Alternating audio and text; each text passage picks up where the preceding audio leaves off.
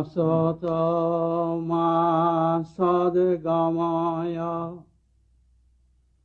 tamaso ma jyotirgamaya mrityormamritam gamaya aviravirmayedhi rudrayate dakshinang mukham te nomam pahi nityam. Lead us from the unreal to the real. Lead us from darkness unto light. Lead us from death to immortality. Reach us through and through ourselves, and evermore protect us from ignorance by thy sweet, compassionate face.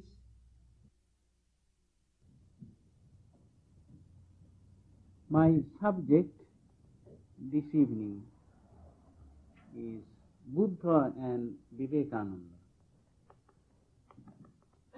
This is the 4th of July, and one of the reasons why I have chosen this subject is because, as most of you no doubt know, the 4th of July was the death anniversary of the great Swami. Of course, to you who are Americans, this is a most wonderful day, the Independence Day. And of course, it makes it therefore a doubly important day, even to me. And I should tell you here that Swami Vivekananda had a very high opinion of the government of this country. Some of you have read his poem on the 4th of July. There is a poem called To the 4th of July, written by the Swami. He wrote it while he was traveling in Kashmir in 1898 with some English and American disciples. And in honor of the American disciples, they wanted to celebrate the day, the 4th of July. And the Swami contributed this poem. He indicates there that this day brought to mankind something very special, independence. And as you think about it, you must admit that in the history of no other nation has there been the independence that the American government inaugurated in the history of man. The Swami was conscious of the importance, historical importance of this day. And of course you might wonder why I should bring in Lord Buddha into this story. Because if this country stands for a certain independence for man, equality of man, there is, I think, something to be said of the spiritual independence of man,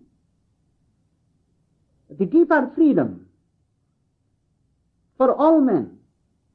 And if you think about it, the first name that should occur to you, if you know the history of religions, is that of Lord Buddha.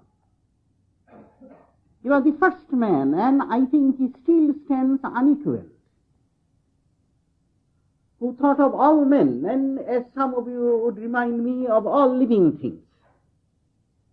But if we forget other things, other living things, certainly, of all men. He wanted, irrespective of creed or color or social position or spiritual eminence or anything, which here, in our ignorant knowledge, distinguishes man from man, irrespective of all these distinctions and differences, He wanted the highest illumination and highest happiness for everyone. That was his message of nirvana. We all know that he taught to everyone. Whoever came to him, doesn't matter whether he was learned or illiterate, or a high-class Brahmin, or even a pariah, to him all are equal. He wanted everybody to be free of the fetters of this life, which he described as the cause of all sorrow. And if some of you think that is too metaphysical, I should assure you that it had its repercussions. And it brought about great prosperity for the common people, not only in India, but also in any other countries adjacent to India, into which Buddhism migrated in the later times. And after all, you must admit that you might bring prosperity to people, economic, social, political equality, and all other such blessings. But unless you change man within himself, to some extent, necessary extent, all of those things would be of no avail. There will be still tremendous unhappiness, and outward things would not help man. I imagine that the early Americans who framed the constitution of this country, they always thought that the Christian religion will supply that need. I think the whole constitution and Declaration of Independence on rights, Bill of Rights and everything had as a presupposition certain spiritual, philosophical conceptions.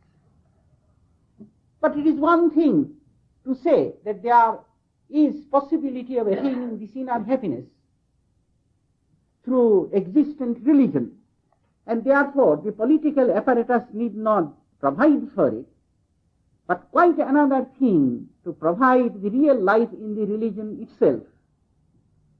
Buddha, therefore, who was a very profound thinker, and he wanted to think things out to their very bottom, to the very inmost depth of everything, he found that all the sorrows of man, whether physical or mental or spiritual, has to be traced to a spiritual cause.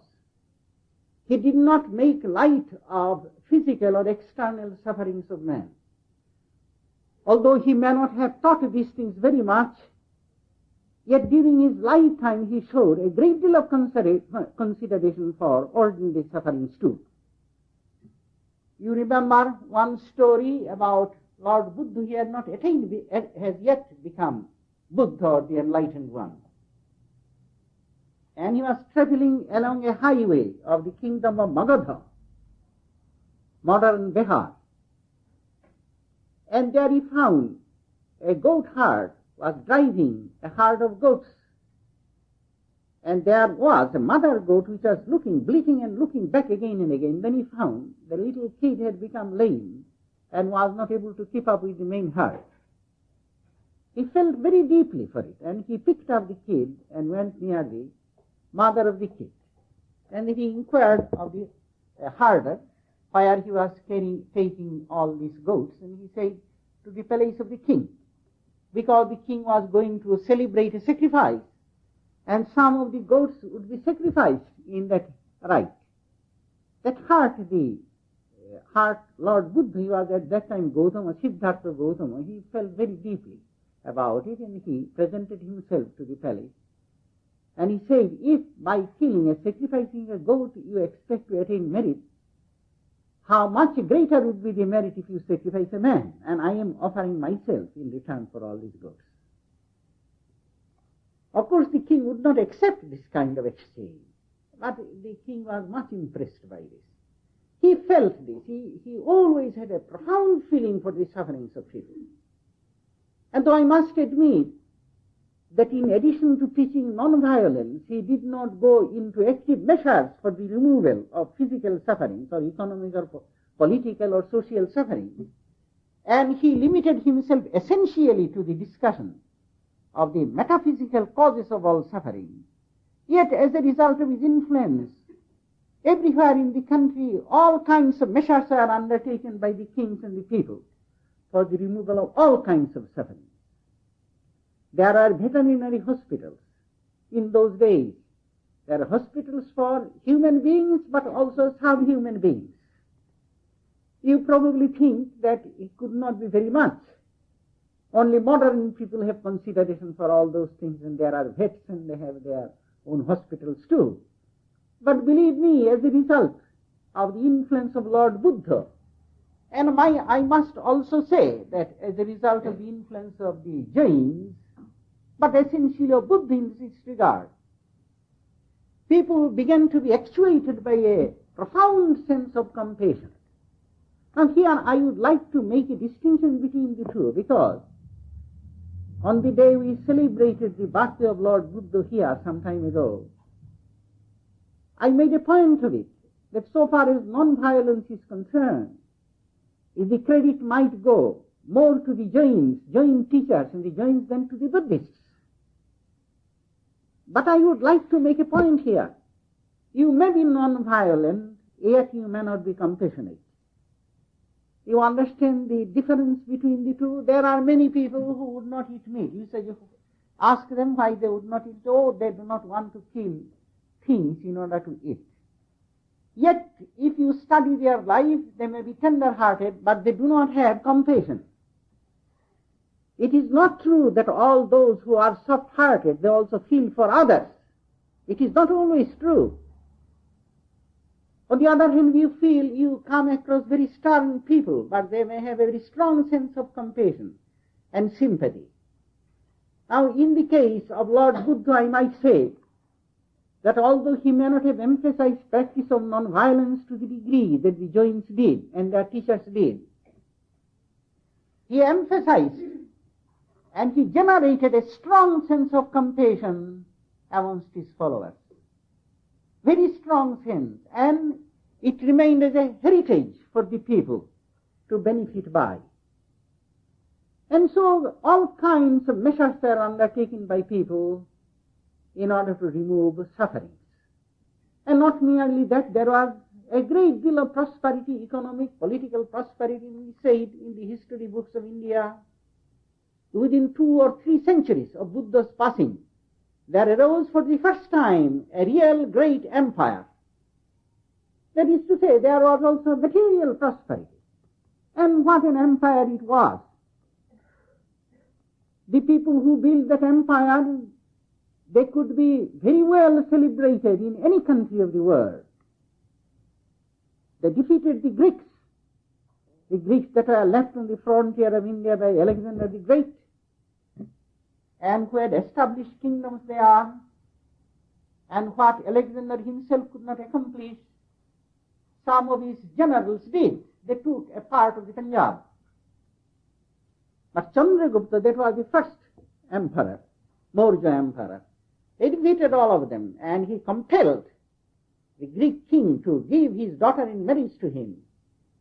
And therefore there are always a Greek ambassador there about 40 or 45 years. One Greek ambassador lived in the court and left an account. Only fragments of that account are still found in Greek literature. Extraordinary stories he tells of the high morality of the people and the great prosperity of the people. It is unbelievable that there could exist such a thing. It almost sounds like a small edition of the kingdom of heaven on earth. And his grandson it was, Ashoka the Great, who built up the greatest empire in the history of India. And yet he ruled it with love. And all over the country he had edicts engraved on rocks, and that still found their existence, and these have been, of course, naturally deciphered. English translations are available. Most illuminating edicts left by a king. All these things happen as a result of Buddhism, and there are many other things, and I do not think I should elaborate that point so much. You see, I have to speak of Lord Buddha. If I speak, or if I think of the American independence and the idea that is behind it, the vision that was behind it of a humanity, free, equal, and free from unhappiness, if I have to think, and I also have to think the metaphysical aspect of it, And I cannot but think of these two great figures of Indian history, and I would say of world's history, Lord Buddha and Swami Vivekananda. There is another reason why, thinking of Swami Vivekananda, because this happens to be his death anniversary, I cannot but think also of Lord Buddha. It is well known to you that this Swami was exceedingly devoted to Lord Buddha. It used to be a sort of puzzle to people, puzzle to his brother monks, other disciples of Sri Ramakrishna. Although many of them had naturally a reverence for Lord Buddha, because according to the Hindu traditions, Buddha was himself an incarnation of Vishnu. So you always have traditionally looked upon Buddha as an incarnation of God. But otherwise, I do not think the other disciples of Sri Ramakrishna, not all of them, had a true understanding of why Swami Vivekananda had such a strong feeling about Buddha. When he was a youngster, still in his teens, as I have told you many times, he had a vision of Lord Buddha. He was, as he himself described it, in his own study in his Calcutta home, or rather in the home of his grandmother where he used to live, and which was very close to his own home, but he used to live with his grandmother most of the time. And he had a room there, and there he has finished his meditation. He was still seated there, facing the wall, and out of the wall stood a figure. You see it in daytime, and he saw it with open eyes. Very large, tall figure appeared before him, garbed in the garb of a monk, in ochre robes. And as he himself described, the expression of the face was so intensely peaceful. It seemed to him that his mind had never, the mind of this vision, had never been crossed by any pain or any pleasure. That it has been always infinitely serene. That is what struck him. And he saluted him, and then this vision was about to speak to him, and the Swami got frightened and left the room. And immediately came back, but by that time the vision has disappeared. And as he looked at him and saluted him, he knew that this was Lord Buddha himself. You might wonder whether that judgment was correct. How did the Swami know that it was Lord Buddha and not somebody else? Someone said that it was probably Shankara whom he saw. But I think in this respect we have to accept the testimony of Swami Vivekananda himself. As his name implies, Vivek or discrimination, he was indeed a man of extraordinary discrimination. He was not credulous in any sense. And in all spiritual visions, the key to the meaning of all those things lies in the reaction that your heart makes at that time. If you are pure-hearted, and if you are not biased, then you will find from your heart the response would come. What is it that you are seeing? And the Swami did not have the slightest doubt that it was Lord Buddha himself. Well, that was his first experience, and when he was a disciple of Sri Ramakrishna in those early days, in the 80s, there was a great agitation in India, you might say a revival of interest in Buddhism, Buddha and Buddhism, because under the patronage of the India government, they were at that time repairing the temple at Bodh Gaya. Bodh Gaya is the place where Buddha had attained to illumination. And it is the most holy place of Buddhism. And that place is called Bodh Gaya. And there is still, they say, the successor of the original tree under which he had sat and attained to illumination. And there is a temple there, but in those days temple were very much, broken down. I've seen photograph of that. India government spent a great deal of money to restore it. And it was under the supervision of a great Bengali scholar that the work was done, and this scholar wrote a book on Lord Buddha. It created a great deal of interest all over India, as amongst all scholars, Indian and foreign scholars. And Swami Vivekananda, along with others, read it. Then he read other books, and very soon that great poem, The Light of Asia, was published by Edwin Arnold. I hope that most of you have read this. If not, I would recommend that you read this beautiful book, The Light of Asia. And during the last few months of Sri Ramakrishna's life, one day suddenly Swami Vivekananda, along with two other disciples of Sri Ramakrishna, disappeared. They did not know where they had gone. The other disciples thought that they have, just as monks do, they have just left and now gone, never to come back. You see, monasticism in India, old style, was a very dramatic thing, and of course, very agonizing things to some people. If you want to embrace monastic life, you do not just take leave of your father and mother and friends and relatives, and you say you will, at the first opportunity, you will write a letter to them, keep them posted, wherever. Nothing of the kind. You just disappear one day. Most often you disappear at night. So you do not have to go through all this agony of leave-taking and so on and so forth. Because the people know, the relatives know that this person is gone forever. I'm practically dead so far as they are concerned. And it is, of course, a source of great agony. Well, that was the kind of thing the other disciples thought had happened to Swami Vivekananda and the other two brothers. So they went to Sri Ramakrishna, and Sri Ramakrishna said, well, where can they go? They will come back. So several days after, they indeed came back. And Sri Ramakrishna said to Swami Vivekananda, he said, where did you go away? Don't you know?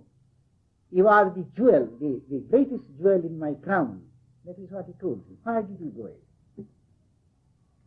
And anyhow, they had gone to Bodh Gaya. They are so filled with devotion for Lord Buddha that they couldn't but go and visit the place associated with him. And there they spent several days in continual meditation, spent hours and hours of meditation there. And Swami Vivekananda had a great satisfaction in having visited that place in the kingdom. And he would often speak about Lord Buddha. It became a continual theme with him. After Sri Ramakrishna passed away, he would also talk about it. Swami Vivekananda was responsible for training the other disciples of Sri Ramakrishna. That responsibility Sri Ramakrishna is left with his chief disciple. And it was his habit, of course, apart from spiritual practices such as long hours of meditation and so on, it was his habit to take up a theme. It would be sometimes a spiritual theme, or sometimes a religious subject, or it might be cultural something, or historical, or it may be literary, anything. And he would study, or he would be thinking, and he would be filled with it for days. And day and night, at every opportunity, he would discuss these things with his brothers. That was his habit. And among all these subjects, Buddhism figured very prominently indeed. Others did not appreciate this so much. We find the Swami, when he came to this country, and as you know, after the Chicago Parliament of Religions, he went on lecturing in Middle West, and afterwards in the East. Before, in 1895, you see, Parliament was in 93. In the beginning, we might say in the beginning of 1895, he settled down in New York, and there he started teaching Vedanta. Before that, he lectured in many places. We have some records available now, more than is you find in the biography, published biography. But still, there are great gaps in our knowledge of that itinerary. There is no doubt about it that he went into many towns and gave scores and scores of lectures there. Now, one thing I could not but be impressed with as I studied the things which we have now, that Buddha and Buddhism was a constant theme with him, even in his preaching career in this country. Often he would speak about Lord Buddha or Buddhism, and even when he would speak about the religions of India, he would get a great deal of time to Lord Buddha. One of the things he used to say was that the time has only come now when Buddha's message can be properly understood and appreciated and practiced. He said further that Buddha's disciples did not understand the master. It is a very strong thing to say, isn't it? Buddha's disciples did not understand his master. And a man born 2500 years after Lord Buddha has departed could make that criticism. I think Orthodox Buddhists would be thoroughly disgusted at that kind of criticism. And yet, if someone was qualified to say something, Swami Vivekananda certainly was qualified to express an opinion in this regard. Once someone listening to a discourse on Buddha by Swami Vivekananda was so impressed. He had known that he was a Hindu. And the Swami spoke with such reverence and understanding. He said, "Why, Swami? I didn't know that you are a Buddhist." And Swamiji said, "Madam, I am the servant of the servants of the servants of the servants of the Lord Buddha." He had such a profound reverence for Buddha, the enlightened one. And he has understanding too. And Sister Nivedita, one of the prominent disciples of Swami Vivekananda, she writes that it was indeed an extraordinary hour when Swami Vivekananda spoke on Buddha and Buddhism. You would be filled with such great enthusiasm. You would make everything living. Yes, certainly, we have got a great deal of the things that he says. Isn't it strange that we do not have a record of any lecture, a complete lecture given by Swami Vivekananda on Buddha, until we were able to secure the lecture that he gave on this subject in this city in 1900 on Buddha. There was no other complete lecture, but you see, as in the earlier years, to which I referred a little while ago, he spoke on Buddha and Buddhism again and again. None of those things are taken down in shorthand. There are only short newspaper reports. And as newspaper reporters are owned to do, they understand only the generalities, and those are the things they present to the readers. And of course, those are not the things we want. We already know all these generalities. It was these details in which the Swami threw new light on the subject which are missing from the newspaper reports. I wish that those things are all saved. If they could have been recorded and saved, we would have a wonderful literature on Buddha and Buddhism. Wonderful light thrown on him. Swami always studied these things, and it is a strange thing to notice that the last letter that he wrote, the very last letter that he wrote to anyone, of course it is not right to say that was the very last really, because we don't think that we have procured all the letters that he wrote, but anyhow, all the known letters, it was a letter written to his disciple, and he was at that time editing Prabuddha Bharat, an English magazine of the order, and I think he was the chief disciple of Swami Vivekananda. His name is Swami Swarupananda. Some of you may have read his translation of the Bhagavad Gita, English translation. And he wrote a letter, and in that he wrote a great deal about Buddhism. And he said, "New light, I have found new light on Buddha and Buddhism." And I said one day, I may communicate these things to you, but of course, very shortly after he passed. Yes, Buddhism figured very prominently in the life of Swami Vivekananda. Now I said that his brother monks used to consider it rather strange that he, a Hindu, a Vedantist, should become so much interested in Buddhism, which is atheistic, nihilistic, and as such you might say that it is just opposed to Hinduism. And it is well known that India, throughout Buddhism disappeared from India. Well, if it disappeared, there was a reason why it disappeared. Was it that Hinduism fought Buddhism and destroyed it in its homeland? Or was it that Buddhism destroyed itself, that it just died out? Both, I think, is true. But anyhow, people just thought it rather strange that Swami Vivekananda should evince so much interest in Buddhism and its founder. There is a valid reason for that. Very valid reason. Today we are catching a glimpse of why it has to be so. You might ask some of you, did Sri Ramakrishna preach or said anything about Lord Buddha?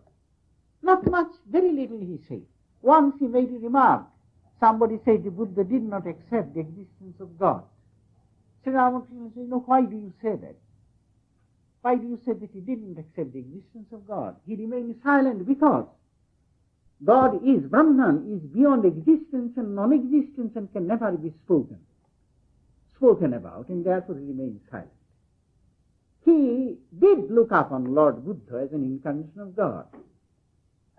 Did he practice Buddhism as he practiced Christianity and Mohammedanism? No, not that we know.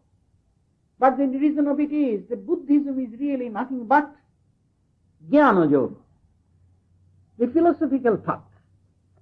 And you might say that as such it did not require to be practiced separately. Whatever the reason of it is, I must frankly say that we do not find any record, either written or oral tradition, that he was much interested in Buddha or Buddhism or spoke about it. Yet in his chief disciple, Swami Vivekananda, we find a living interest in this subject. And how do you account for it?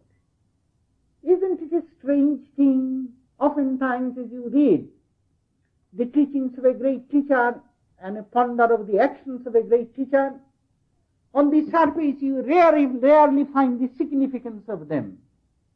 It is somewhere in another form, and almost a completely strange, apparently unrelated form, that you find the significance of it. Sri Ramakrishna lived such a very simple life, and only thing he talked about was about God directly. If people were so too much interested in action and activity and charity and things like this, he would say, first purpose in life is to realize God. Do that first. Do not, just in the name of good works or things, do not stray away. There was a gentleman, very rich but very spiritually minded person who used to visit Sri Ramakrishna. And he was a very charitable person also. He wanted to establish schools and hospitals and things like that. One day Sri Ramakrishna said, his name was Shambhu. Shambhu, if you are very ill and the Lord appeared before you and he said, Shambhu, what do you want? Would you ask of him hospitals and schools? Or would you ask of him himself that you want to have God? Which one do you ask? For Shambhu had to admit that in such a critical situation, he would, instead of hospitals and schools, he would ask God. It was to impress upon the mind of this devotee that the first important thing in life is the realization of God. Yes, that is, the teachings of Ramakrishna didn't speak about other things. He didn't speak about coming to America and spreading Vedanta.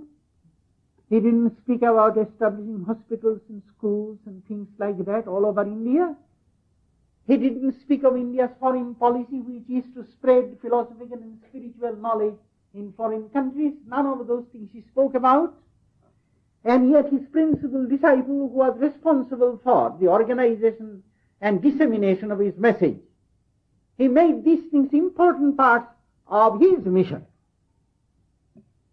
He fired his countrymen to become charitable, to serve men, to serve God in man, or as he used to say, to serve men because man is God himself. Once he used an expression, God miscalled man. That is what he said. Another time he said that in this city, the other God, man. Man is the other God. One God we know, whom we worship in churches and temples and so on. But the other God we don't worship, we call him man. And then he said, in one of his early lectures, he said, God miscalled man. God is before us in all these infinite forms, but we don't recognize him as such. We give him another name and reject him. Miscalled man. He says that who would know those things until Swami Vivekananda emphasized this? Then everybody says, why? It is written in our philosophy that man is God. But until then they didn't. But Swami Vivekananda fired the people with enthusiasm for service of God, who is walking before us in the form of man. Well, all these things were added. Some say these things are really implications of what Sri Ramakrishna taught and lived. Others say, no, those things are added by Swami Vivekananda. Now, I have many times told you another disciple of Sri Ramakrishna, his name is Swami Premananda. He told me, himself once told me, he said, did we really know what Sri Ramakrishna taught when Swami Vivekananda came? And he started these monasteries and all these homes of services and so on and so forth. He said, what is this? We are being pulled into action, work which we have always avoided. We have tried to remain quietly in contemplative life, and we are being pushed into the life of action. What is this? This could not be in accord with Sri Ramakrishna's teaching and wish. And he said, after some years, I had an opportunity of reading all the books of Swami Vivekananda, and now I see this is the only way, and anyone who tries to understand Sri Ramakrishna except through Swami Vivekananda would fail to do so. Only when you have understood Swami Vivekananda, then you will really understand Sri Ramakrishna. This is the strange part of it. Yes, you see, Swami Vivekananda's emphasis on Buddha and his message had something to do with also Sri Ramakrishna's message. We all know what Sri Ramakrishna taught. He of course taught just as all great teachers do, and Swami Vivekananda also did, that there is no safety, there is no satisfaction in the untruth. Often he used to quote this sentence from the Upanishad, Satyam eva jayate nanritam, Satyam eva pantha vitato devajana. Satyam eva jayate nanritam. Truth alone triumphs, not untruth. Truth is the path extended which leads on to the world of the shining one. Through truth we travel. So there has to be tremendous impetus of truth in the heart of every one of us. Devoid of truth we are nothing. We are something and our actions become something real and substantial and effective only in so far as these actions are the manifestations of truth which we have become. Of course we are truth, but we don't realize that we are truth. It is like a man who can talk sense, but he would not come to the point. He will hedge his point by all kinds of fluttering sentences and introductory sentences, half articulate, half inarticulate, and goes on and on, just as sometimes ramble on until I come to my point. You see, our life, yes, we are truth. In the center of our being there is the truth. We don't go near it. Better life, we just cover this truth and dwell in the world of better. We have to just touch truth. And the truth is that we are the spirit.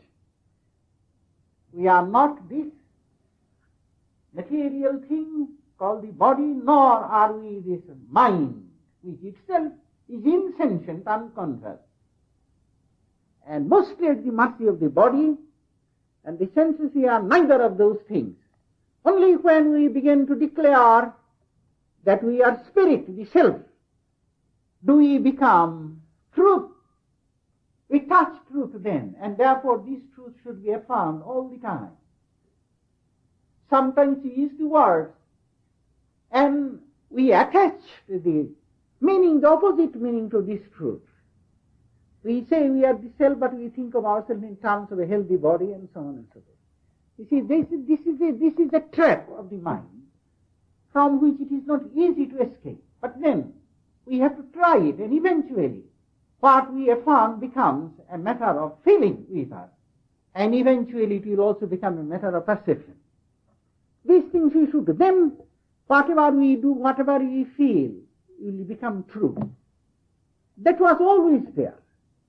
But then I think, before I say all these things, I might set up the stage for a comparative study of Buddha and Swami Vivekananda. I think it will be more helpful. You see, there is a great deal of similarity between the two. Great deal. It was not for nothing that Swami Vivekananda was devoted to Buddha. We are drawn to our likes. You might say we are drawn to also to our opposites. True. But in this case, it was a drawn. It was an attraction for the light. He often, this Swami often used to speak of Lord Buddha, he was the greatest man that ever lived. Mind that he says the greatest man. And of Swami Vivekananda, Sri Ramakrishna says it was the incarnation of man. And can you deny it? In certain respects, I think. Swami Vivekananda went further than Lord Buddha did. You read his lectures and conversations and letters and books and all these things. They come out in 8 volumes. There is still more available, I think. And you read it, you will find there is not a single problem of man which did not seem important to Swami Vivekananda. It is a strange thing. There was within him a tremendous upward swing towards the highest truth that would not brook any kind of restraint. It was within him like a strong stream flowing. Nothing could obstruct it or block it. But at the same time, there was an interest in every aspect of reality or manifestation, and every aspect, every condition to which man was subject. His economic condition, his education, his domestic life, his health, the food that he would eat, his spiritual conditions, his political conditions, everything interested the Swami, not because he was just merely a man of many interests, as there are lots and lots of such people, but everything concerning man,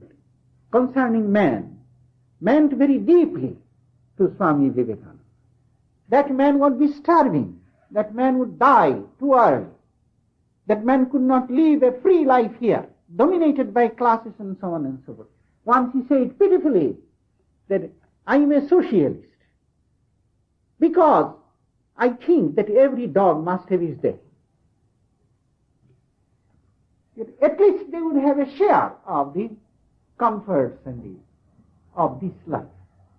And in this olden days, socialism was a very idealistic thing. When it began to practice itself, it began to take some time, the unfortunate form. But the purpose of it was that all should have food, all should have comfort, and it would not be just free-for-all business. Government should step in and to see that even the least has the necessities of life.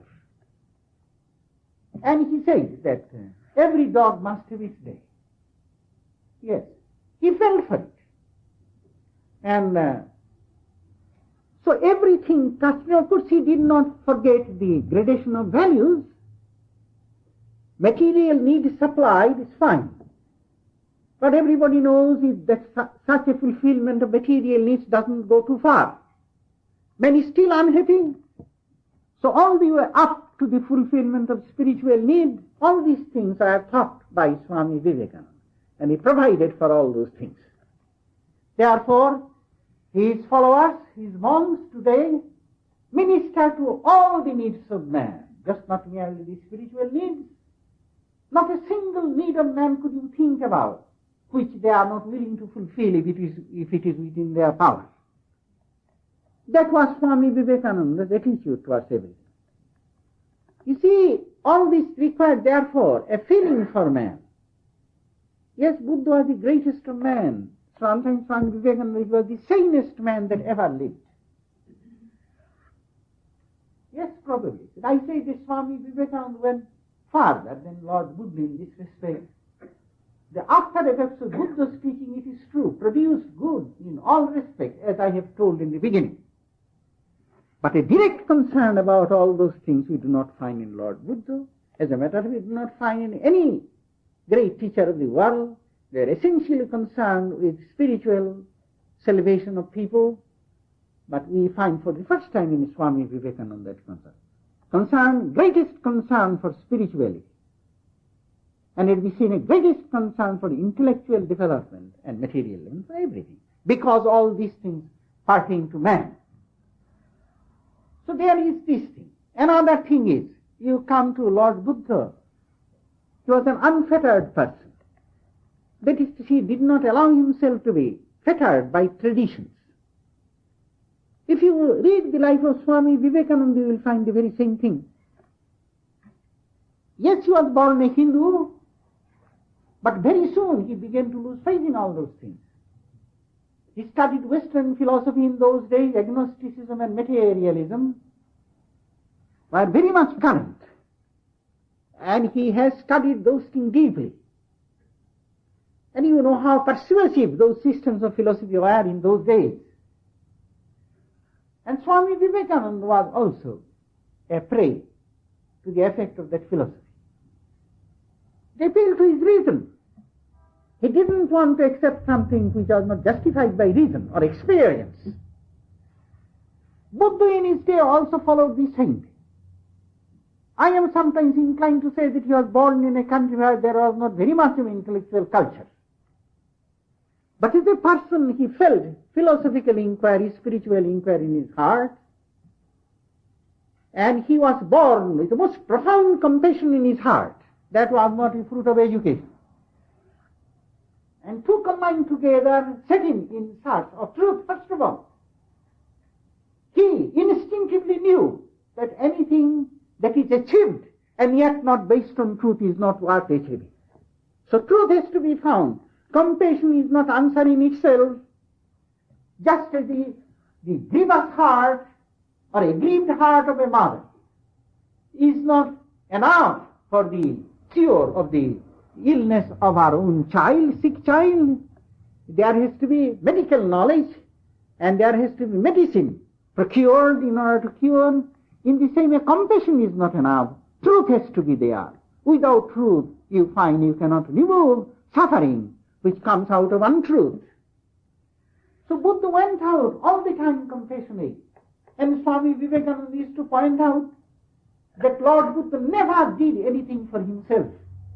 Even when he renounced the world and went out in search of truth, it was not for his own personal satisfaction, but for the good of others. I am afraid we cannot say the same thing about Swami Vivekananda. Since a comparison has to be made, Swami Vivekananda, the first part of his life, even after his master passed away, was dominated in his thought by the idea of truth. Truth must be found.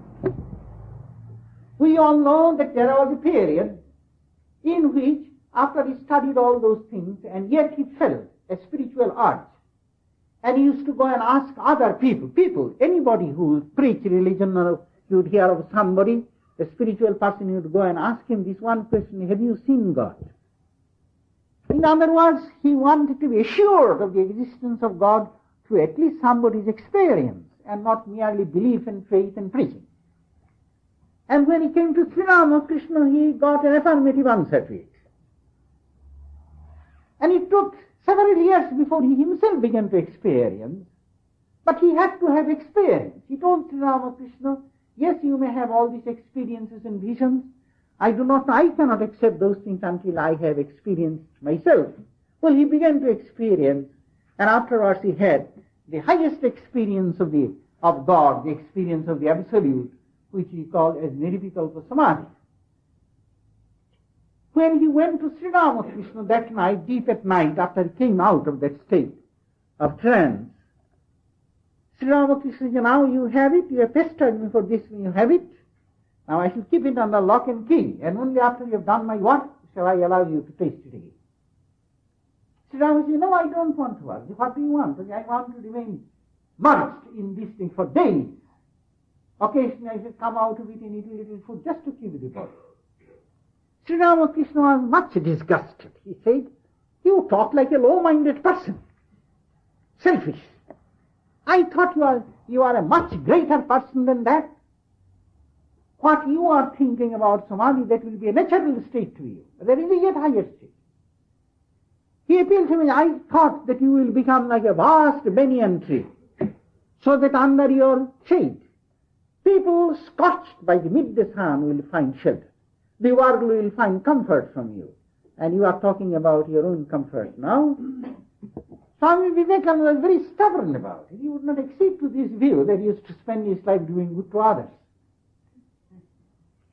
After Sri Ramakrishna passed away in 1886, and Swami Vivekananda came to this country in 93, it may be truly said that by 1892, a profound change has come upon this one. Somehow a transition has taken place from this hunger for truth to this great compassion which seized him to such an extent that in 1893, before he came to this country, he said to one of the brother monks when accidentally met in Bombay, he said, "Brother, I do not know what spiritual things I have achieved, nor do I care. My heart has become very, very big indeed. I feel intensely for others, and I am willing to go to hell many times if thereby I can help one person." Exactly the words of a Buddha. But that change has taken place. Of Buddha, if it can be said that from the very beginning the motive was compassion alone, not even truth for oneself, but even the finding of truth for others. Of Swami Vivekananda, we can say the truth was the first. And afterward, he somehow, this great fire of hunger of truth, somehow dissolved into the wonderful waters of compassion. And was filled with that. And it is that which sent him on. This very Swami, who stayed with him a few days in Bombay, he said, "I looked at him. I saw him after several years, and his face was just shining. I knew that he was just bursting with truth. He's been fulfilled, utterly fulfilled." It's a beautiful description. We don't find those things. But the Swami, he spoke about it afterwards. Swami Turiyananda it was, met Swami Vivekananda. And he said, just face was just shining, and he knew he was just fulfilled. And he was also filled with a strong compassion. My friend, it is all very good you say that you want to do this, you want to do the other thing for this one or that one. But two things are necessary: knowledge of truth and a profound compassion. Sometimes people tell me, why? What is their new Swami Vivekananda taught? In every religion I've taught that you serve men, your heart will be purified, serve men in the name of God, or looking upon them the children of God, and so on and so forth. That's a well-known thing. Yes, you may do all those things and you still may not have any compassion in your heart. Compassion is something unique. You just feel. Many are the devotees, and true devotees they are. They will shed pots of tears for the sake of God. But they would not shed one tear for the starving man in the corner of the street. It comes. It is something, either if you cultivate it, it will grow within you. But it has to be something different. It is not karma yoga only. It is not also worship of God in man only. But it is something else again, which Swami Vivekananda, he taught all these things, but he wanted another element to be added to it. A feeling for others. If I feel, I would go and serve him. Or also I would serve him symbolically. I say, even man is God. Whatever I do to man is really service to God. But man as such, you don't care. Yes, you can do those things, and that is good. How many people do even that? But that is not alone which Swami Vivekananda wanted. Just as a devotee hungers for God, he wanted that he should hunger for all men, this man, as the object of our own search, that they should all become better, they should all become happier, just as parents think with a hungry heart, a grieved heart, for the well-being of their children because they are not so well. So our heart must dwell upon this. There is a mixture of the man, human, and the divine in this. Well, Buddha had it, didn't he? Buddha had this thing. Do you know, in history of Buddhism, these two things became bifurcated. Or rather, these things became bifurcated into two. The Hinojanists, they thought the truth was the thing which dominated the life of Buddha. He found that we are caught in avidya or ignorance, and we have to get rid of it and attain to nirvana, and there is peace there. That is what Lord Buddha taught. That's the path of truth. They did not concern themselves about the compassion motive. Whereas Mahajanists, they began to emphasize this compassion aspect. True, they also involved very high-class positivistic idealism, whereas Hinojana Buddhism was negative in approach. But they became bifurcated. The two things was one in the life of Buddha, and we also find the same thing in the life of Swami Vivekananda. Now, Sri Ramakrishna thought that we should worship God in all respects. You see, his life was a symphony of many infinite aspects of the divine. And he used to say that God has many manifestations. Manifestations as divine forms like Kali, Vishnu, and so on and so forth. Then manifestation is the divine incarnations, as Christ or Krishna or Buddha or so on and so forth. Manifestations as human beings, and manifestation as the universe, the entire universe. These are different manifestations of God. Sri Ramakrishna, as you know, liked to think of God in many different ways. Now he would think of God as the mother. A little while after he is thinking of the Lord as the beloved. Now he is thinking of this incarnation as Christ. Another time he thinks of incarnation as Sri Krishna. And he said, my taste is multifarious regarding God. I want to taste fish in many different ways. Because he used to illustrate it. He used to say, mother cooks the fish variously for various children because their tastes differ. For some she will fry it, for another she will make a soup, and so on and so forth. But it is the same fish. So we like to think of God in different ways according to our temperament. But think about it, go further, and then you will be faced with the idea, is the world God too? Christ is God, Krishna is God, but is the world God too or not? Then you will say, yes, this world is also God. It is indeed He who has become everything. Jo kuch hai, so tu hi hai. There was a song written by a Mohammedan, it was a Sufi, most beautiful song, and Swami Vivekananda used to sing it before his master, and the burden of that song is, whatever is thyself. The world is. Therefore he is God. What about man? Sri Ramakrishna used to saw God shining in man. Are you to think that man also is God? Are you to worship God also in that respect? In other words, if we can, the implications of Sri Ramakrishna's teachings and unemphasized portions of articulate teachings of Sri Ramakrishna, then we have to think that everything that is God, and we would be falling short of our achievement if we do not think of God even in the respects of man. Man as God, the world as God, and so on and so forth. Swami Vivekananda seemed to have drawn out this implication and made very articulate which was less articulate, emphatic which was not emphasized by Sri Ramakrishna's teaching as it has come down to us. And I should warn you that all the things that you may read about Sri Ramakrishna and of his teachings fall short of what his teachings really were. Many of the teachings that he gave to his principal disciples have not been recorded. We do not know what he taught Swami Vivekananda. We don't know what he taught Swami Brahmananda. Not all the teachings, although he wrote a nice little book. It has been translated into English as Words of the Master. Beautiful book. Beautiful in this sense, the essential teachings of Sri Ramakrishna contained there. Bengali book is exquisite because he has tried to produce the language of the master, and it is wonderful to carry with oneself always, whether in the original or in the translation.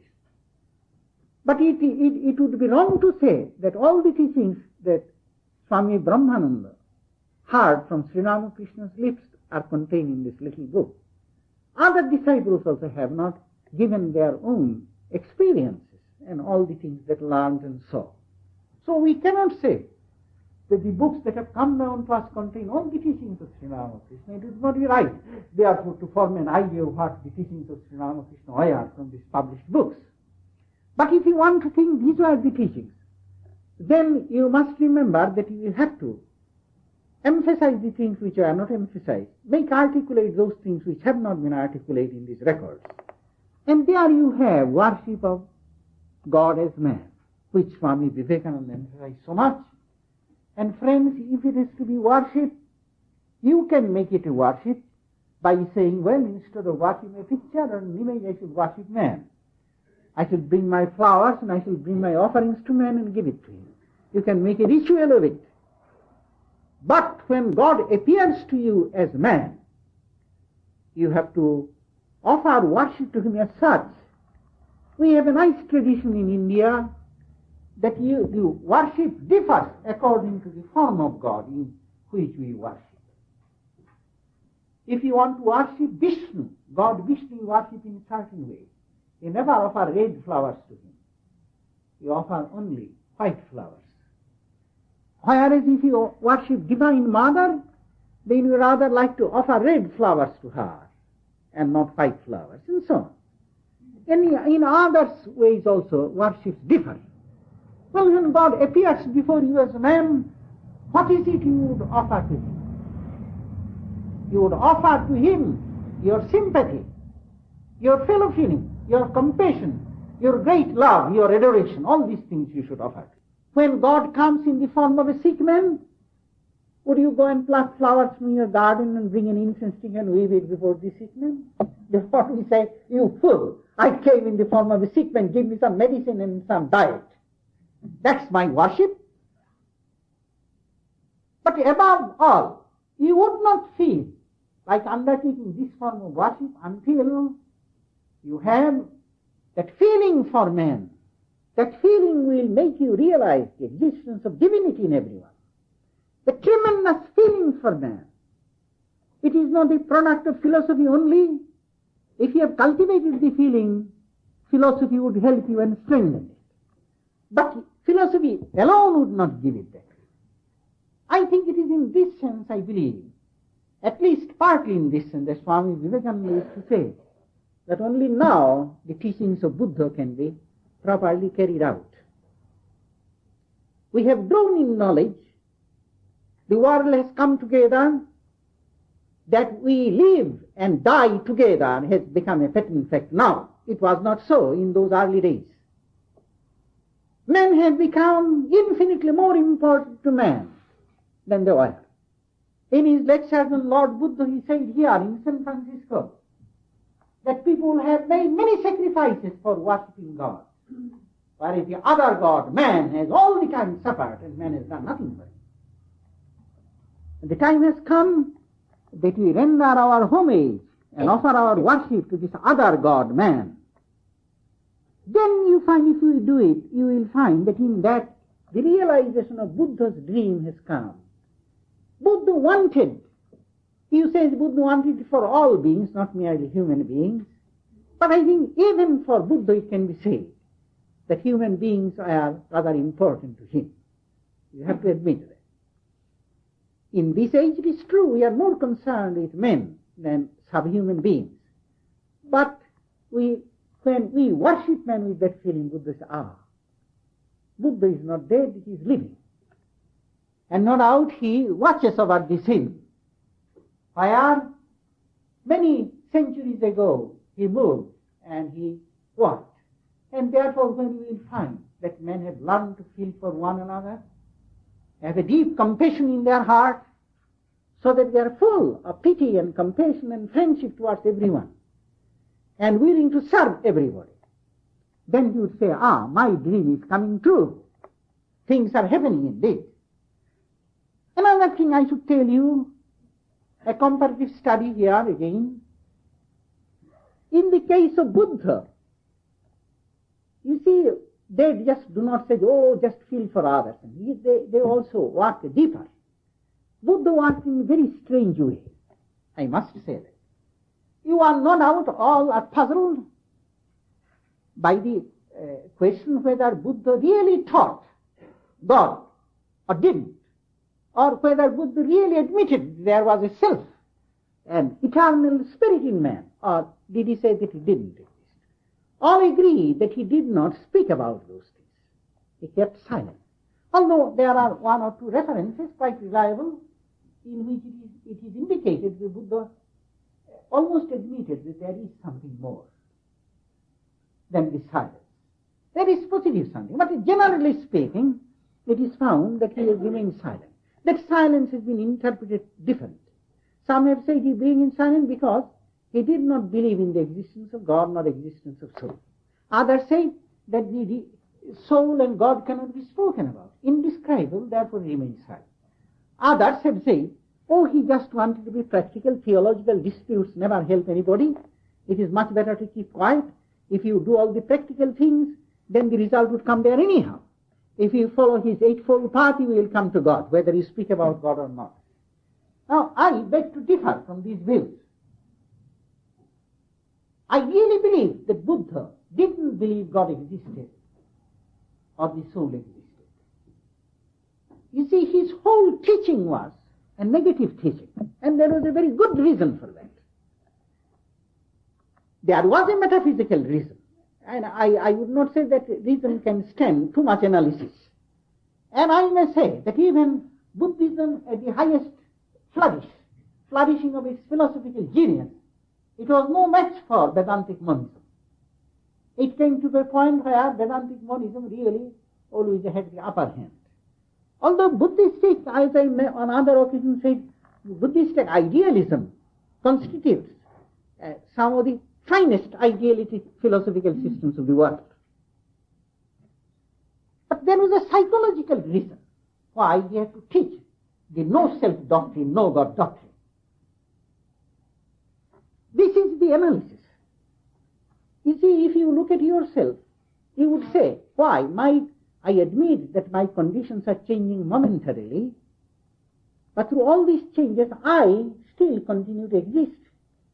I was, I am, I shall be. I was sorry, I am happy now. I was hungry, I do not feel any hunger now. I was sick, I am well now. I have my memories.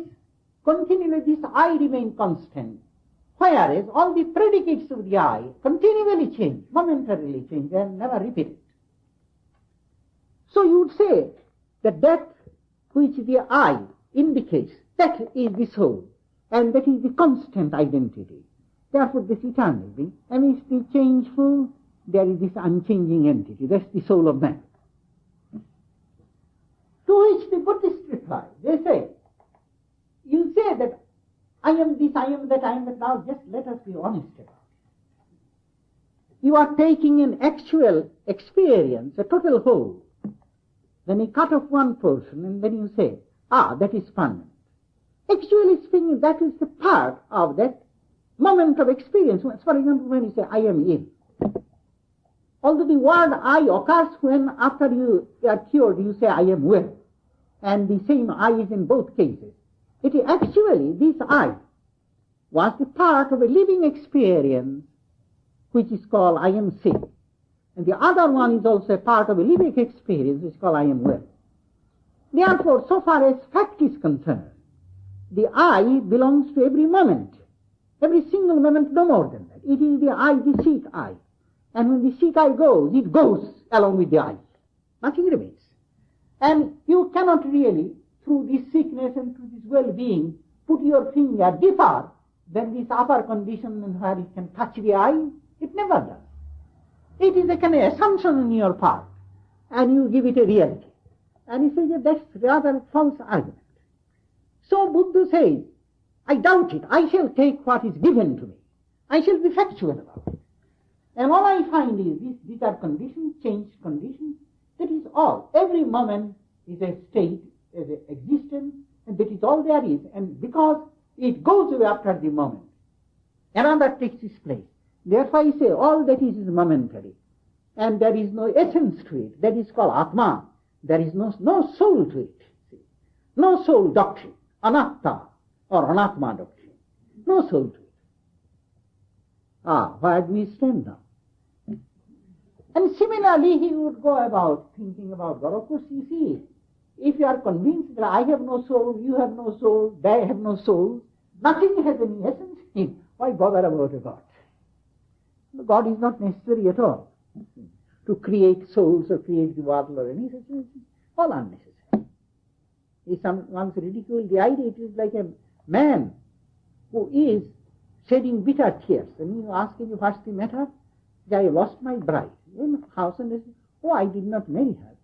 Well, have you seen her? No, I never saw her. It's like a man who never saw his prospective bride, never married her, and now he is breaking his heart about this bride. Well, all our concern about God is like this. They never seen him, never come in contact with him, and we are just shedding potfuls of tears. This is the view he took.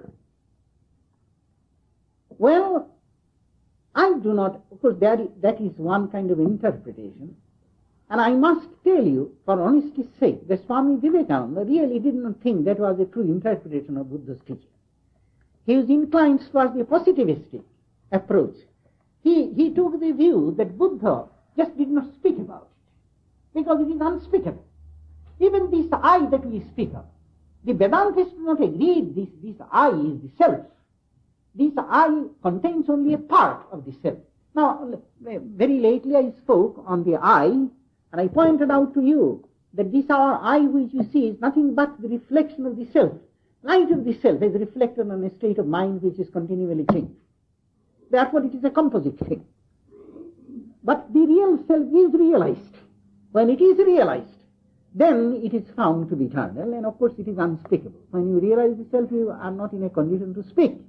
And even afterwards, if you are able to speak about it, it is only a symbolic, just as you find in algebra X. X does not describe the thing, but it stands symbolically for something which has no resemblance to X, and the X cannot express anything. But it is, in order to communicate our ideas about things, we use gods, we use good descriptions and attributes and qualities. They have nothing to do with the actuality of it. Well, Swami Vivekananda admitted that. Now, the reason I think the way I am doing is, first of all, we know that when he went, after he renounced the world, to these two teachers, Arara Kalam and Rudraka, he liked them very much. They were great teachers. Liked them very much, but only when they began to talk about the self, he would not accept it. And he left them. There was, from the very beginning, a kind of instinctive dislike towards the idea of a permanent self. I don't know why it is. Somebody should explain it. And my feeling about it is this, that he has found the self associated with so much suffering of men. He has found, as we all find in experience, wherever I am, suffering is. If I were not there, would that suffering be bothering me? And I imagine he always thought self is the center of all kinds of miserable states of a person, and he did not want that self to be perpetuated.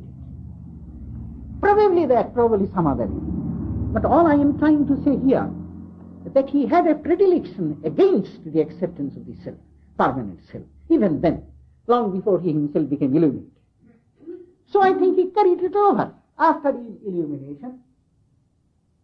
And what happened, however, psychologically was this.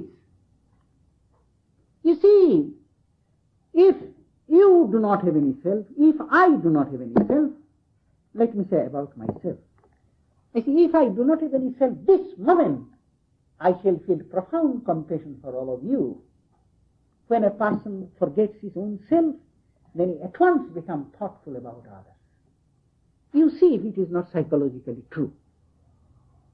Because we carry our burdens, heavy burdens all the time.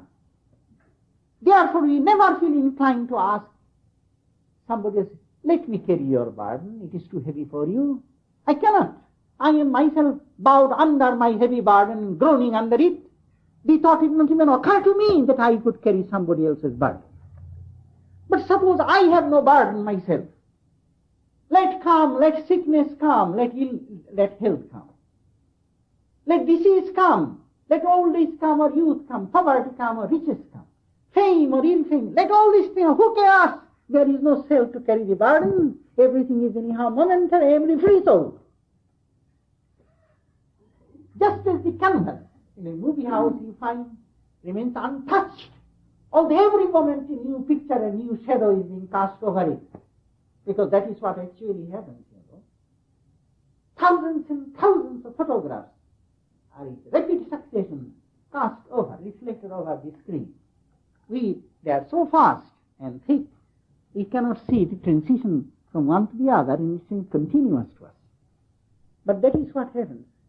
Against my non-existence, all these things are happening. Body is changing, mind is changing, it is bringing all kinds of, all these shadows casting over it. But myself is knowledge, I haven't got anything to worry about. Then what shall I do? I shall say, let me carry your burden. If you say, Swami, there is somewhere a kink in your thought. If you have no self, do I have anything that you have to worry about my burdens? Right you are, wrong you are. You would be right, you see. If at this moment thinking this thought, I would be plunged into nirvana and sit like a statue here, because if I accept this truth, if I can feel, actually experience this truth that there is no essence to all these things, body-mind complex, then I shall attain to the silence of nirvana. Then I want to ask you, let me carry your burden. And you are right there. But you are wrong there in between. When I am still living, while I am struggling to attain to that highest truth, because as I become more and more true, greater is the struggle for the greater truth. That will be there. But until I have realized this high truth, you see, being a selfless person, I shall feel for your suffering. Psychologically, it is always true. If you say you may be selfless, yet you may not feel for me. No, if somebody says he is very selfless, but he doesn't care what happens to you, don't you believe him? Somewhere he has made himself a stone. You see, he has become a stony-hearted person. He has not become selfless. Selfless person is an awfully soft person. He is a softy.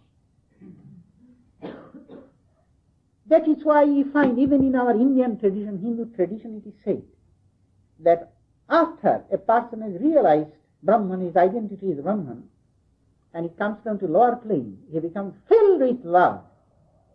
As sometimes he will become a very great devotee of God, or will feel great love for everybody. You will find the greatest lovers of men have come from monism, from monistic teaching. After they've realized that identity is Brahman, then this tremendous knowledge becomes converted into an universal compassion. And so, in the case of Buddha, you see why he did it. He took the self out of people. I shall ask honestly of you, as I also ask of me, if I could appreciate this teaching of the Great One, the Compassionate One, even to a little extent, I shall become a transcendental man. I shall so feel for you that when you approach me, you will find, here is a great love. I have nothing to worry. You would feel that. But the trouble with most of us is that we are much concerned with our own little sorrows, all little pains, all little plans. We have no time to think about it. And if we could just forget all these things, they have nothing to do with their passing stage. Even this I does not exist. Who cares? Then there would be real selflessness, expansion of being. That is the psychological effect of it. And there will come that great compassion. You know, my friends, how will you contain? I'm talking to you from the standpoint of a theist, believing God, want to realize God. How will you contain God in your heart? until your heart has become as large as God himself. God is not this little being. If you say, oh, we like to know him as a little being, as a Christ child, as a small little bambino, you may say that. But if you have real love for the bambino, you will find that bambino is also as big as the universe. In picture, in image, he might look small, but in realization, he is the infinite one. Remember this story when Sri Krishna was a child. And as the child would go, he was crawling all over and put some clay in his mouth. Mother came running. He said, what a naughty boy you are. And he opened your mouth. So the child, being the child, and opened his mouth. But the mother was aghast to see the whole universe in the mouth of the little child. She buried. Just flabbergasted. But very soon she forgot his maternal affection. Maker forgot that he was a very strange baby indeed, who could contain the whole universe in his mouth. That's it. In whatever form you worship God, when you come closer to him, becomes the infinite one. And how would you contain him if your heart itself does not become infinite? So we have to become infinite whichever we go. Buddha wanted that we should be infinite in compassion, in love, in maitri, karuna, in friendship, in love, and karuna, compassion. And we should be cheerful about the whole business. You become cheerful when you do not bother about your own miserable self, which is mean miserable ego. The self is not this I. Ahankara is only a part of the mind. Is when the Vedantists say an aspect of the mind, not the true self. And so there is really no conflict between the two. Buddha presented it from a psychological point of view. We might want it from a metaphysical point of view. Presented it psychologically, he made a shortcut of all metaphysical nonsenses and made it very practical. And therefore great compassion came as a result. I have not the least doubt about it, that so far in human history, this has been the greatest religious force, and it has never been equaled by any other religious force. Well, not for nothing that Buddhism was the first missionary religion of India. He brought such a profound, great message. He could not remain contained within himself. So great was his compassion, he wanted to just spread it, broadcast all over this universe. That is why the Buddhist tradition is that night Buddha would go to the other worlds and teach this doctrine to the other beings for their salvation. But there was this tremendous force. We find the same thing in Swami Vivekananda.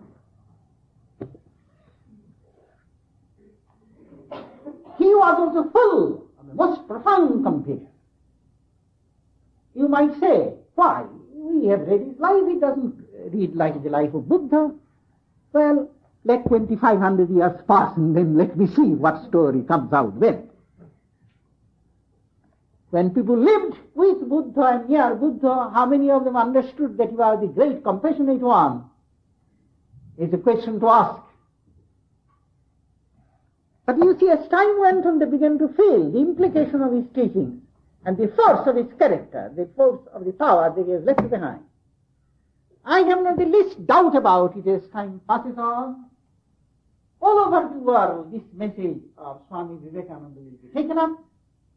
Since men are serving men, and men will have to serve men more and more in the East as well as in the West, that service has to be profound to give satisfaction to the soul. And that profound service cannot come except through intense feeling for others, intense love, intense compassion, worshipful attitude towards others, worshipful service. All these things have to come, then you will find satisfaction in the inmost heart. Others go about and do economic, prepare statistics and prepare monologues and this and that and things, prepare dry. Very soon you find you feel like committing suicide. You have dried up within. Facts and figures haven't got any juice. So are not a dog that you will bite the bone all day long. Even dogs are not satisfied with mere bones. They need food too. How can we really be satisfied with just dry bones and things? yet service is called for. These things are necessary. So then, it is just a question of time before men, as men always have done, when it has found something wanting, it has dived deep to secure what it needs and what it wants, and it finds it there. So the time will come, and men will dive deep, and men will find what he is seeking, and then he will discover that he has found what Swami Vivekananda taught. All is Brahman. The other God, man, God miscalled man. It is verily Brahman. This is God. Why are you seeking him? The invisible God. Why are you making him invisible when before you he is expressing himself in all these visible forms? If he is here, what objection do you have if he is visible to you? Every moment is a moment of God vision, because there is nothing else to perceive. There is only one reality, one fact in the whole universe, in the past, present, and future, and that is the divine substance. Therefore, whatever we see is God. Why should we reject it? What we should do, on the other hand, if we have that large and stout heart, to pour all the adoration of our heart at the feet of this visible God. That is what he taught. Same compassion. And in essence, you might say that you are repeating the message of Lord Buddha when he spoke of it. He said, but that was in another connection, but he said in Brooklyn, in answer to a question after the lecture, he said that what I have a message for the West as Buddha had a message for the East. He placed himself on the same footing as Lord Buddha. He was the Buddha for the Western world. He said that. And I would say that was not alone true. And why he said that requires another explanation. Well, I shall give it briefly before I stop. But this was compassion, the compassionate Buddha.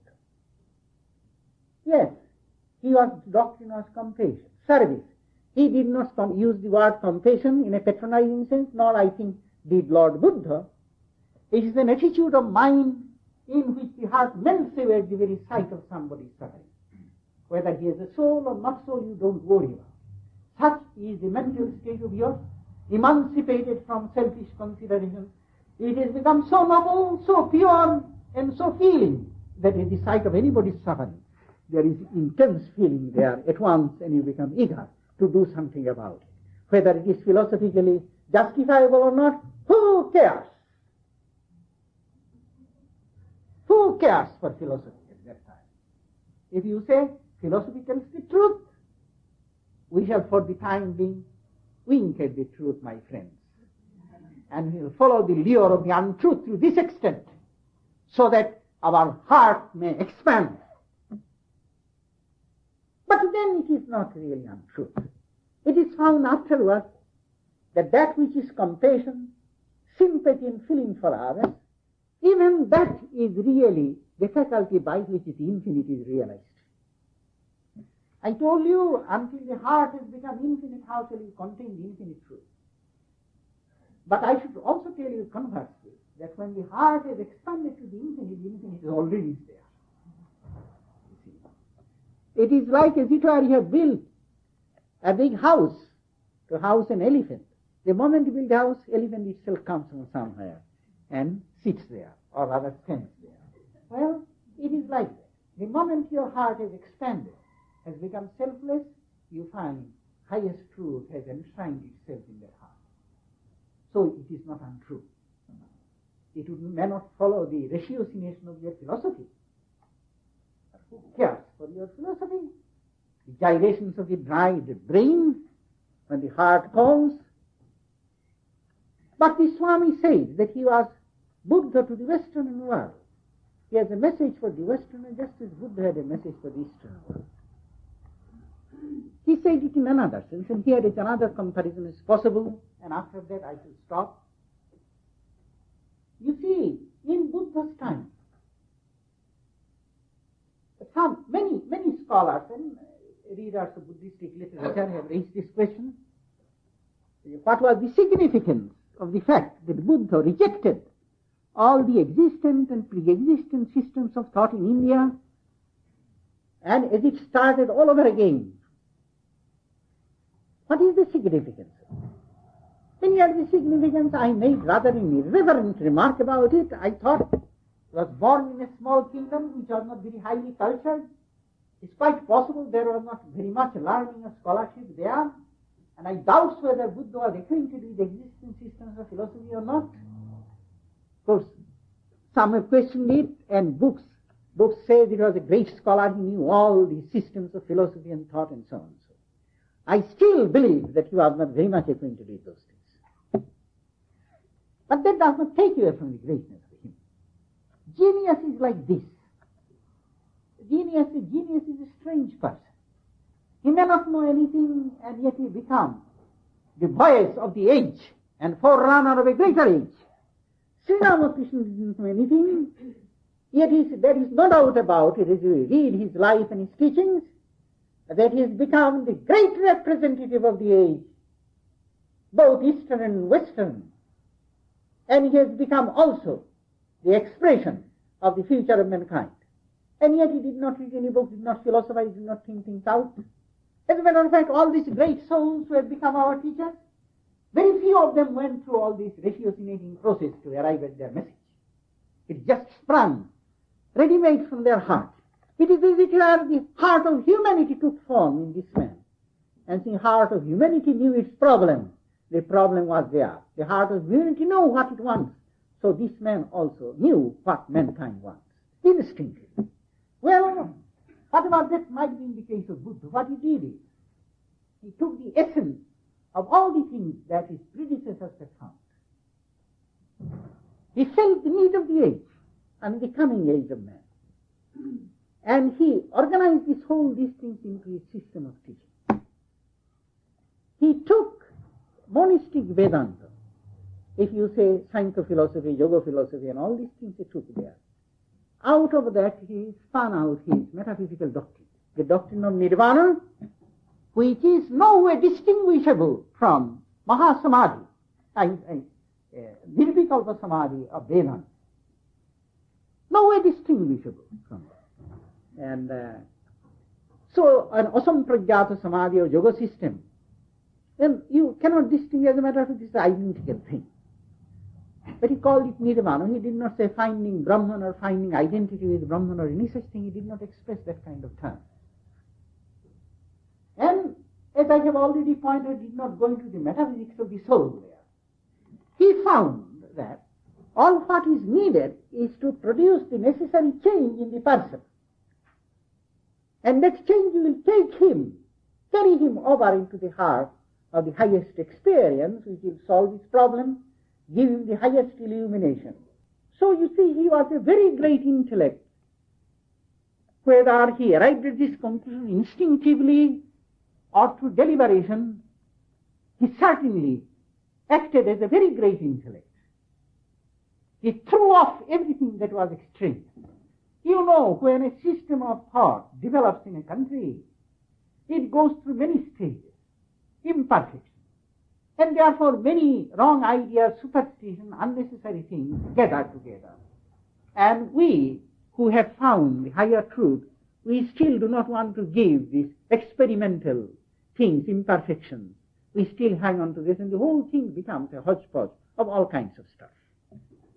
He just threw all these unnecessary things and put the essence of it in simple terms before people. Then he did this. There was a great deal of practice of asceticism, practice of ritualism. He found extreme practice of asceticism is harmful. He taught the middle path. He found the ritualism does at most give people some mental control. And of course, they are supposed to give material prosperity here and hereafter, but that does not conduce to truth. Therefore, he was not concerned with that. But he found that living an ethical and moral life makes men more strong and gives men a greater self-restraint. So he taught his doctrine of the Eightfold Path, as you know. All these things you find are the essence of any teaching that existed in his time or before his time in India. Further, he found, in order to understand these things in terms of philosophy, they have to learn sense. They have to spend years and years with a teacher to learn the system. Mind that in those days, It was not like your present day, when everywhere you find universities and colleges and schools and libraries and all kinds of teachers going around and books printed. None of those things existed. So that only a very handful of people had the opportunity of sitting at the feet of a good teacher and learning those things. He therefore made it easy for them. He said, I shall teach in the language of the common man. You find Buddhism therefore is filled with new terms. He had to devise new terms. He could not use Sanskrit terms. He devised new terms in terms of the people. He taught in a language, you do not know what it was, but it was one of the Prakrita language, the spoken language of northern India. Many dialects were there, he spoke in one of them. Later on, his teachings are embodied in another Prakrita language called Pali, which was the language of Magadha. Well, he did, it is true, he spoke, and so, then again, he found caste has created a barrier, caste, and it has come down from the ancient times. That has nothing to do with spiritual knowledge. And I must tell you here, the Swami Vivekananda in lectures in this country again and again pointed out, the caste has nothing to do with religion. All have made the mistake of thinking that caste has something to do with religion. It is a socio-economic system, just as there are in every country. Religion has nothing to do with it, nor does it have anything to do with religion. Buddha also felt that caste has nothing to do with the spiritual growth. So, this is what he did. He took the essence of everything, removed all the difficulties that were possible, and spread them broadcast. We come to our times. We find two great systems of thought have come together. Systems of Western thought and system of Eastern thought.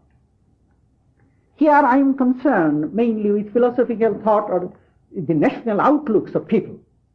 Along with that, there are these great systems of thought which are called the religions. All these things are there. Then as against all these things, there were, on one hand, rationalism, and on the other hand, the scientific approach, scientific outlook. Scientific outlook is not always rational. Rationalism is a little freer than scientific outlook, which is pretty rigid because it is dependent upon experiment, observation and experiment. But these two things, science and rationalism, these are characteristic products of the present age. So you have many national philosophies, many philosophical systems of the East and the West, many religious systems, all these things are there. Then you have got these two new things, science and rationalism. What are you going to do if you want to be the savior of the modern age, my friend? Let me see what one of you saviors want to do. If you want to make it very hard for me, then I am out. I don't understand anything of science, and I'm quite sure that present the science has become so complex, it will be absolutely beyond my powers. And how many of us have got brain enough to follow the faint trail of logic? How many of us have that? And yet we do not want to be old-fashioned. We do not want, you see, like these pools left here and there in the bed of the river which has changed its course.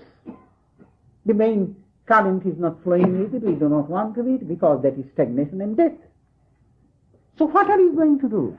We need someone who will shift the essence of all these systems of thought. And not only for the good of the present day, but even for a distant future, because an age lasts through several centuries at least. You cannot break up a system every 5 years. Here every 5 years you find a new system of thought arises. And that cannot do. It will be destructive. So who could do this? He has to take all these things. In Swami Vivekananda we feel that that kind of unification and simplification has taken place. I won't go into detail because that would be detaining you too long, and I am afraid I have already done that. So I want to come to a close of my talk. So I won't go into any detail. If you are interested, I invite you to study his teachings. Don't be misled if his lectures and things you find are spoken in rather free and easy language and is not rigidly, accurate. Don't bother about it. Enter into the heart of it. And you will find he represents the spirit of the modern age, and he also exceeds the modern age, so much so as to include also the future. What did he bring specially for the West?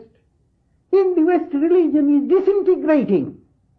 Yes, I say it with all seriousness I can command. You will point out to me how many churches are being built and how church members are growing. I accept all that. And all these things are praiseworthy. And I would not say, and I do not say, that these things are just merely superficial. There is a strong desire for religion in the hearts of the people, and people are going in larger numbers to places of worship. It is all true. I nevertheless say that unless a very profound change takes place, see, West would be lacking in religion. I still say. And having religion, it will still not solve the problem of how to reconcile modern and inherited knowledge, which you have to do, otherwise you will be torn apart. And so there you are.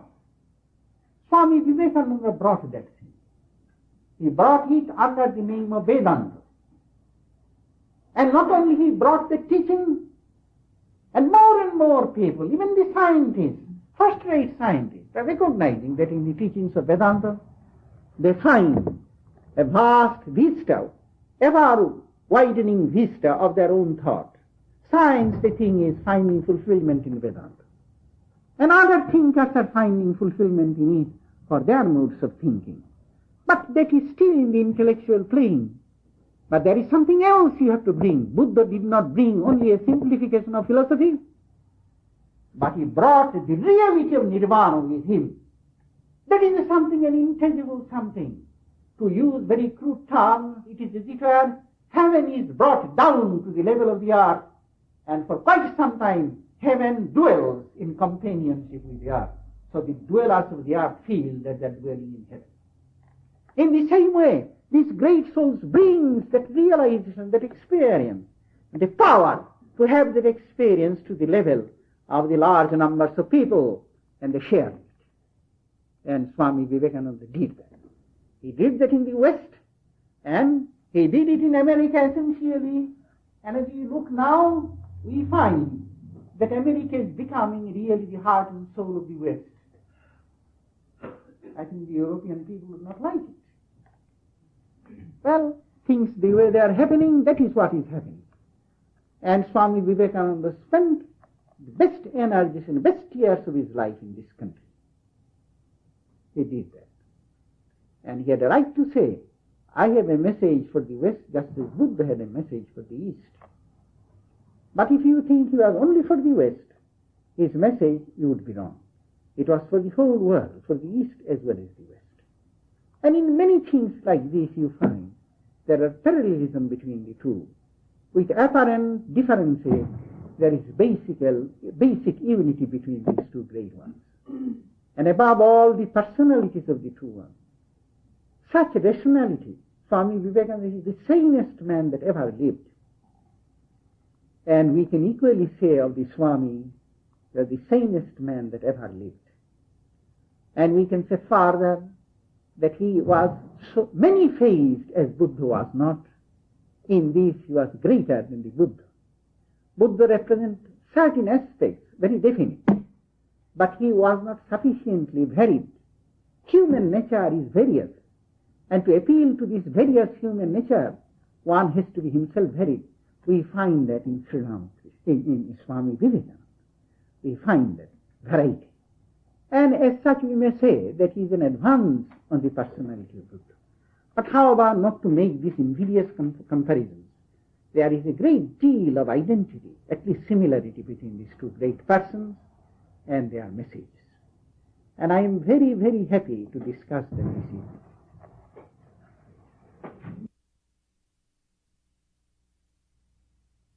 Om Yo Shanti Antariksham Shanti Prithivi Shanti Apo Shanti Oshadhaya Shanti Vanaspataya Shanti Vishve Deva Shanti Brahma Shanti Sarvam Shanti Shantireva shantihi same shantirevi. Om Shanti Shanti Shanti. Peace is in heaven, peace is in the sky, on the earth and in the waters. The herbs, the plants and the trees are all full of peace. The gods are peaceful. Everything in the universe is pervaded by peace. May this eternal, universal peace enter our soul and being. Peace, peace, peace be unto us all.